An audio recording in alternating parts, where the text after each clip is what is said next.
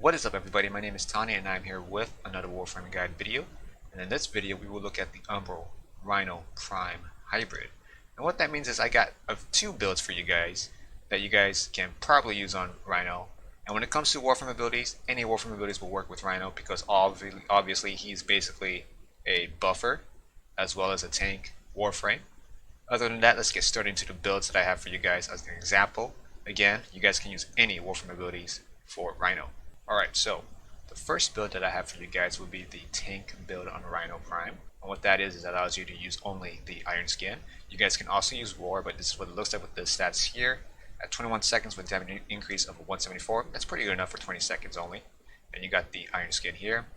And then you got Rhino Charge, which is a must-have for the Iron Clad and Charge here. And the way it works is that you charge at an enemy, you get armor rating, and throughout the entire time of the Rhino Charge, if you guys cast your Iron Skin, you get bonus armor.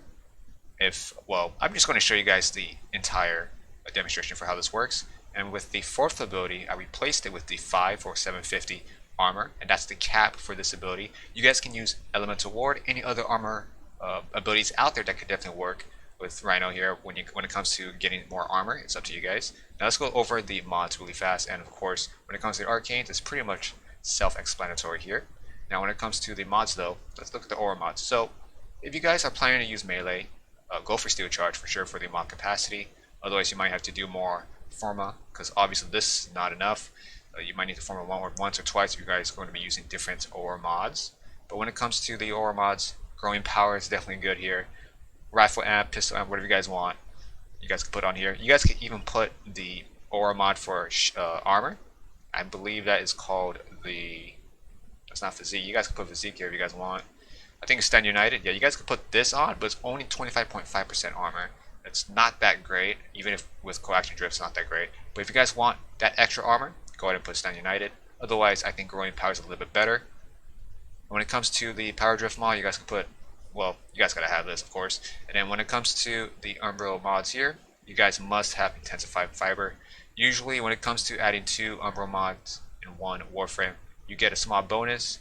Now when it comes to the mods for the armor mods, you guys do not have this. You guys can just replace these two for Armor Agility and Gladiator Aegis. However, these two mods are better because it gives also more armor of course and HP, which is great. So I definitely recommend if you guys do used to have Gladiator Aegis and Armor Agility or any other armor mods, I think these mods are better. When it comes to the Transient Fortitude, if you guys want more duration, go for it. You guys don't really need to have duration, but if you guys feel that Defy duration on the armor increase is so little, you guys can replace Transient Fortitude for energizing or energy conversion here. But you know what? I think if you guys get shot at least once or twice or probably 3 times, you guys should be fine to get that 750 armor cap. So I'm going to demonstrate that later. Let's go for the second build though. Now for the second build, this one's a little bit different. Usually when it comes to war, not only do you get faction damage on your weapons, but any damage output from your Warframe will also get increased. So I would say the Thermal Thunder will work definitely here pretty damn well. I'm sure you guys have damage on that. It's actually pretty nice.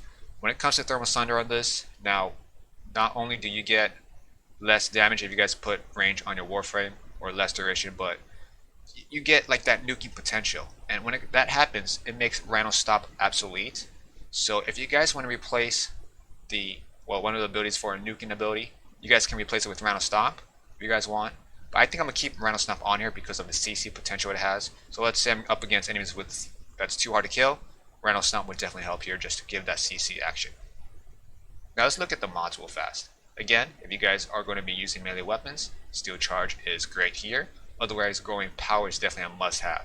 Repeat, must-have. You guys may notice that I have 141 on damage increase here instead of 170 because of course the ability strength is like lower, but that's fine. 141 is good enough. I mean, the diminished return on other Warframe abilities with War cannot reach 141. I believe so. I might be wrong on that, but still good enough. And duration at 1 minute or somewhat 1 minute, it's good enough. Iron Skin, yeah, 3 seconds time of vulnerability with the Ferret armor. That's pretty nice. So Iron Skin definitely does like this build. And for Thermal Thunder, well, heat damage at 2.5. Don't get me started on how much damage you guys can do if you stack it. It's pretty nice. But when it comes to nuking, you want to get 100% range. Uh, you know what? That's okay. It's decent enough. I would say using Thermal Sunder for choke points. If you guys do not like Thermal Sunder, Breach Surge might be working or might actually be better, but keep in mind that the range on Breach Surge is a lot lower than Thermal Sunder. Okay? But if there's other nuking abilities in the future that might work with Rhino, you know what? Replace Thermal Sunder with that instead if it's better. Otherwise, Thermal Sunder is pretty nice. Okay, I'm going to show you guys the Iron Skin build here with only 3 enemies. So first you want to get the Defy up and running first. That's number 1. Just like that, only 750.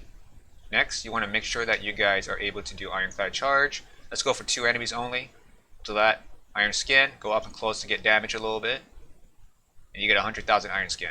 If there's more enemies, obviously you get more. And if you guys are interested on how my Fragger Prime is destroying these guys quickly, I do have a video on that. It's pretty insane how much damage it can do, so that's why I have Steel Charge on it, just to buff it, because Fragger Prime just destroys everything. And this is what it looks like without the, well, with more enemies, of course.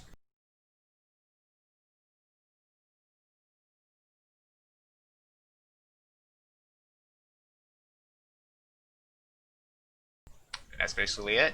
Around 200,000, 300,000 average. Obviously, if you take more damage, it's going to go lower. If you hit hard, it's going to go lower, but you know what? It's fine. When it comes to Roar, well, this is what it looks like. 170%, good enough to kill more things. I'm going to show you guys the War build here with the nuking potential of Thermal Sunder. With energy conversion proc, that's how much Iron Skin you get. Now when it comes to the War, at 50% energy proc, you get 166. That's good enough. And here's what the Thermal Sunder damage looks like. I'm going to stack it only once. 1 and 2. That's how much damage you do. If you do it more, of course, you'll do a lot more damage. That's 5 stacks and everyone's dead already. So I would say, again, use this on choke points. There's probably better nuking abilities out there. I suggest using that instead. I prefer the Thermal Sunder because of the choke point potential it has. That way, if I need to cover a spot or a corridor, enemies that walk into it would die. And keep in mind, these guys are level 175, so obviously it does a little bit of damage on armor, but it gets the job done still. 3 stacks. Already burning up a lot. That's what the damage looks like if you guys are using a melee weapon. That is it for this video, you guys. Hopefully you guys enjoyed this video. If you guys do, give it a like, subscribe to support my channel. So then, you guys, thank you guys for watching, and peace out.